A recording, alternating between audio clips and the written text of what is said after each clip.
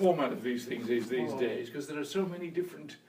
I'm entirely the wrong person to ask, because this is the first time I've ever done anything like this. So. All right, that's good. That's a good start. It was just like, cause I guess we've got about half an hour, right? All right, yes. Well, it's up to you. No, that's fine. It's up to you. I'm living a minute away, so I'm going home after this. Okay. It's a quick turnaround for me. Okay, great. So yeah, when they sent I've been writing about opera formally just for a few years, right? Because it's not my day job. Right. And when they sent the press releases out for the 2 shows this season, and they offered interviews, I thought I got to do this because Durham, the Durham connection, the Durham connection, and all that stuff. So I'm kind of flying a bit blind. fly away. I'll try not to. So I thought we might. There were kind of 3 things I thought we might talk about, if it's okay with you, like general career stuff. Yes. Durham. Yep. And then maybe this show. Sure. If that fits. Of course. Fire away, whatever you want. So if we start with the obvious general stuff, I mean, why opera? Why opera? You mean why am I involved in opera? Why am I an opera singer? I mean, it's not the most obvious career to choose. No, it sort of chooses you, really. You could walk past any building site, probably, I suspect, and hear a voice. People with good voices and deep speaking voices, whatever it might be, and you wonder whether there's a singer in there. I mean, since you mentioned Durham, I made a visit to Trevelyan College last year, at the beginning of last year, when I took on the chancellorship, and I heard a young man speaking, and I said to him at the time, I said, "Do you sing at all?" He said, "No." I said, "Why? Why? Have you ever tried singing?" But he had the most natural, deep-sounding bass voice, nothing forced about it at all. It just sat in this wonderful place, and that's rare. It's rare to find a voice that is either pitched high or seems as if it might be a tenor, but especially somebody with a dark voice that is a bass. And so every now and then you come across a God-given voice, or a voice that is unusual.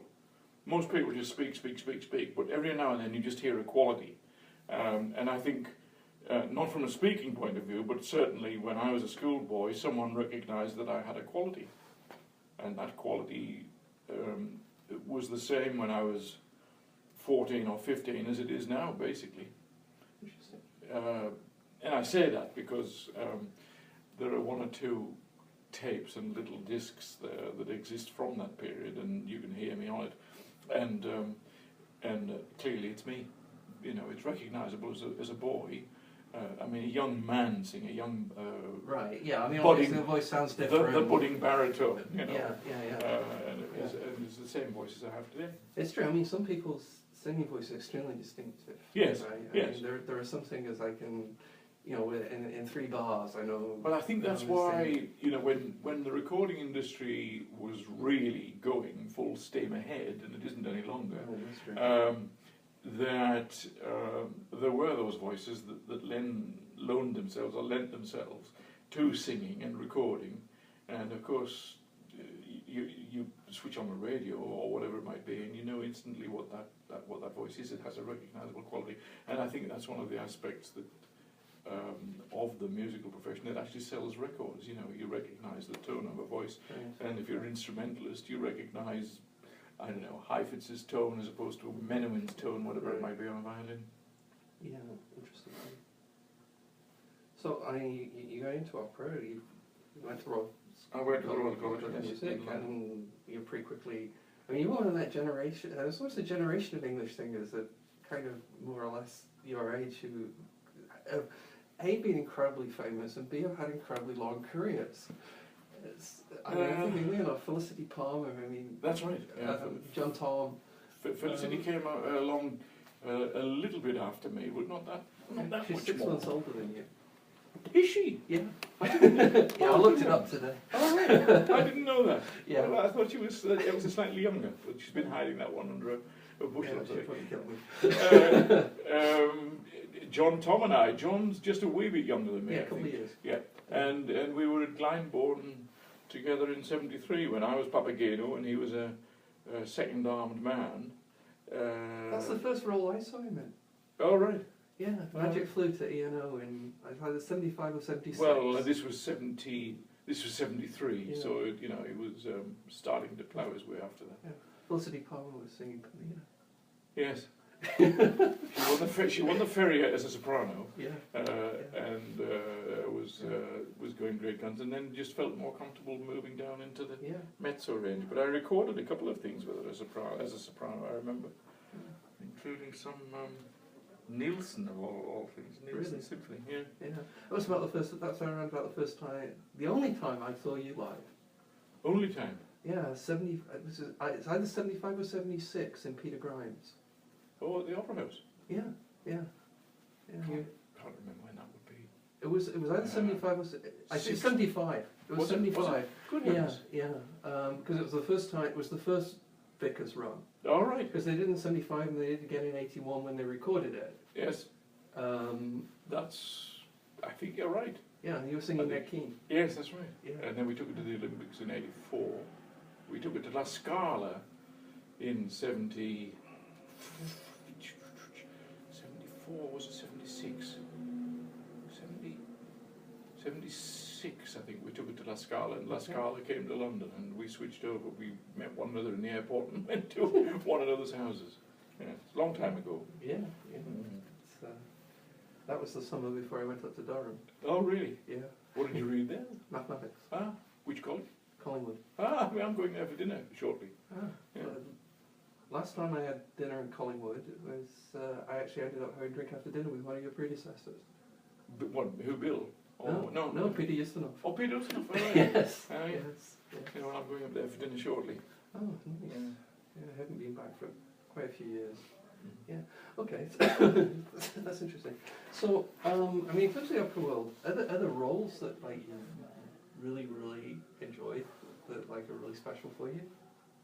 Oh yes, undoubtedly. I mean, I got off to a pretty good start with two roles in particular. I think the Barber, Figaro in the Barber of Seville, which put a signal up against my name, I think. And then not long after that there was Papageno, and then I did Papageno at Glyndebourne, and by that time I was under contract at Covent Garden, where I basically learnt my trade because I hadn't actually gone through the formal channels of an opera school or anything like that, so I was learning on the hoof, as it were. And round about that time came along Billy Budd as well. Right. And that was hugely important for me, and right through until, well, that lasted nearly 20 years of singing Billy Budd. So I was very lucky, really. I started off when I was 28, I suppose, and I managed to sing the role for about 20 years. Wow, and that's a very different role from Figaro or Papageno. Oh yeah. Yeah. It's been wide-ranging. I mean, it was a big dramatic step to take on Billy Budd. It's beautifully written, with some big moments in it, and it's a great role. It was an important part of my life. And then there were other things, landmarks along, signposts along the way, I suppose. Things like Pelléas, and well, the Faust at Covent Garden was important when I sang Valentin, because it was with.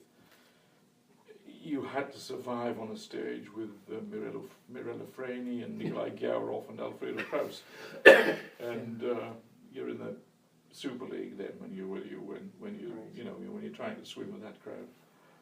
And then I suppose Onegin and Don Giovanni, of course, came along in '77, and that's a role you must have sung many times. Yes, something. I know now 300 or something like that, 300 or 400, I don't know, hundreds. And it's a role that I was very struck lucky with, really, because it's not for everybody, and exactly why it's so enigmatic is difficult to say. But there was that opera is so enigmatic. It is. It's the one opera I can watch in different productions over and over and over and over and see something completely different every time. I've probably written more words about that opera than any other except maybe Peter Grimes. Oh, really? Yeah. That's interesting. Yeah. Well, Peter Grimes is kind of my desert island opera. Yeah. What's in it? Well, it's a